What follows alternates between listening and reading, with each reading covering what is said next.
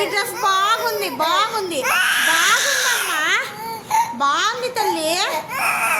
వద్దు, బాగుంది తల్లి, బాగుంది బాగుంది.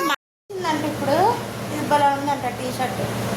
ఇది మగరాయుడు అమ్మాయి. చూశారు కదండి మా పాప యొక్క వ్యవహారం ఎలా ఉంటుందో. డ్రెస్సులు మంచి డ్రెస్సులు వేసుకోదండి, అండ్ మొత్తం టీషర్ట్లు కావాలంటుంది. ఇలానే ఉంటుందన్నమాట. మా పాప ఒక్కొక్క రోజు బొమ్మలతోటి ఆడుతుందండి, ఒక్కొక్క రోజు ఆడదనమాట. నా చుట్టూ తిరుక్కుంటూ ఉంటుంది. అంటే నేను బోకులు కడుగుతూ ఉంటే బోకులు కడగడానికి, లేదంటే అవి కడిగి పక్కన పెట్టింటే కదా అవి ఎత్తి పెట్టడంలో నాకు హెల్ప్ చేస్తుంది అనమాట. ఇదిగో అని చెప్పి అందిస్తూ ఉంటుంది. లేదు బట్టలు తుక్కుతూ ఉంటే కనుక నేను ఆరవేయడానికి లేదా నీళ్ళల్లో దేవుతూ ఉంటాం కదా, అది అట్లా ఇలాంటి పనులన్నీ చేస్తుందండి. ఇది మా అమ్మమ్మ అండి, ఎందుకంటే చాలా యాక్టివ్ అనమాట.